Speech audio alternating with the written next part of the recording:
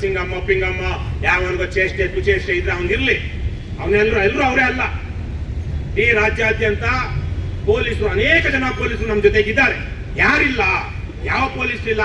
ಯಾವ ಠಾಣೆಗೆ ಪೊಲೀಸ್ ಸ್ಟೇಷನ್ಗೆ ಹೋಗಿ ನೀನು ಮಾಡಿರೋದು ತಪ್ಪಪ್ಪ, ಇದು ಕಾನೂನು ಬಾಹಿರ, ನೀನು ದುಡ್ಡು ತಗೊಂಡು ಇನ್ಯಾವನ ಮೇಲೆ ಸುಳ್ಳು ಕೇಸ್ ಆಗ್ತಾ ಇದೆಯಾ, ಇನ್ಯಾವನ್ನು 24 hours ಆದ್ಮೇಲೆ ಇಟ್ಕೊಂಡು ಅವನ ಹತ್ರ ಏನೋ ಬರ್ಸ್ಕೊಳ್ತಾ ಇದೆಯಾ, ರಿಯಲ್ ಎಸ್ಟೇಟ್ ಲೇವಾದೇವಿ ಮಾಡ್ತಾ ಇದೆಯಾ, ಕಳ್ಳರನ್ನ ನೀನು ಕೆಲಸಕ್ಕೆ ಇಟ್ಕೊಂಡು ಅವ್ರು ಕತ್ತಿರೋ ಮಾಲನ್ನ ನೀನ್ ತಿಂದ್ಕೊಂಡು ಕಳ್ತನದ ಕೇಸ್ಗಳನ್ನ ಇನ್ಯಾರಿಗೋ ಹೇಳಿ ಫಿಟ್ ಮಾಡಿಸ್ತಾ ಇದೀಯಾ ಅಂತ ನಾವು ಯಾವ ಪೊಲೀಸರನ್ನ ಪ್ರಶ್ನೆ ಮಾಡ್ತೀವೋ ಆ ಅಧಮರಷ್ಟೇ ನಮ್ಮ ಮೇಲೆ ಬರ್ತಾ ಇರೋದು. ಇಲ್ವೇನ್ರಣ್ಣ? ಇವತ್ತು ರಾಜ್ಯಾದ್ಯಂತ ಇಷ್ಟು ಸಹಸ್ರ ಪೊಲೀಸ್ ಇದ್ದಾರೆ, ಎಲ್ಲರೂ ನಮ್ ವಿರುದ್ಧ ಇದ್ದಾರ? ಯಾರಿದ್ದಾರೆ? ಅಲ್ಕಾ ಕೆಲಸ ಮಾಡಿರೋರು ಮಾತ್ರ.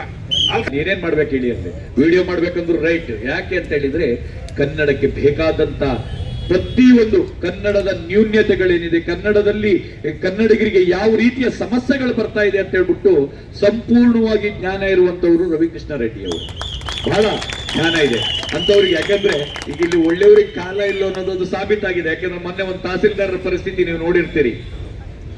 ಅವರು ಹಿಂದ್ಗಡೆ ಬೋರ್ಡ್ ಹಾಕೊಂಡಿದ್ದಾರೆ. ಅವ್ರು ಆಕ್ಚುಲಿ 1 ಲಕ್ಷ ತಪ್ಪು ಆಡಿ ಹಾಕಿದ್ದಾರೆ. ನನಗೆ ಇಲ್ಲಿ ಲಂಚ ಕೊಟ್ಟೇ ಬರಬೇಕು ಅಂತ ಹಾಕಿದ್ರೆ ಪಾಪ ಅವರು ತಹಸೀಲ್ದಾರಲ್ಲ DC ಆಗ್ತಿದ್ರು ಅನ್ಸುತ್ತೆ.